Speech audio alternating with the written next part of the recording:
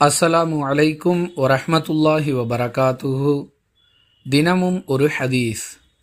ரசூலுல்லாஹி ஸல்லல்லாஹு அலைஹி வஸல்லம் அவர்கள் சுஜூதுக்கு சென்று தம் தலையை பூமியில் வைக்கும் வரை எங்களில் யாரும் சுஜூதுக்கு செல்ல மாட்டோம். அதாவது ரசூலுல்லாஹி ஸல்லல்லாஹு அலைஹி வஸல்லம் அவர்கள் சுஜூதுக்கு சென்ற பிறகுதான் நாங்கள் சுஜூதுக்கு செல்வோம் என்று பராஉ பின் ஆசிப் ரதியல்லாஹு அன்ஹு அவர்கள் அறிவிக்கிறார்கள். நூல் புகாரி, ஹதீஸ் எண் 690. அன்பிற்குரிய அல்லாஹுவின் நல்லடியார்களே, இமாம் என்பவர் பின்பற்றப்படுவதற்காகவே ஏற்படுத்தப்பட்டிருக்கிறார் என்ற வாசகம் ரசூலுல்லாஹி ஸல்லல்லாஹு அலைஹி வஸல்லம் அவர்களால் சொல்லப்பட்டது என்பதை பல சந்தர்ப்பங்களில் நாம் நினைவூட்டியிருக்கிறோம். அதை அடிப்படையாக வைத்து அல்லாஹுவின் தூதர் அவர்கள் கொடுத்த பயிற்சியின் காரணமாக சஹாபாக்களுடைய தொழுகை எப்படி இருந்தது என்பதை இந்த ஹதீஸ் விளக்குகிறது.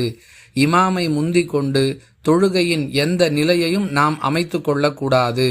இமாமை பின்தொடர்ந்தே நாம் தொழ வேண்டும்.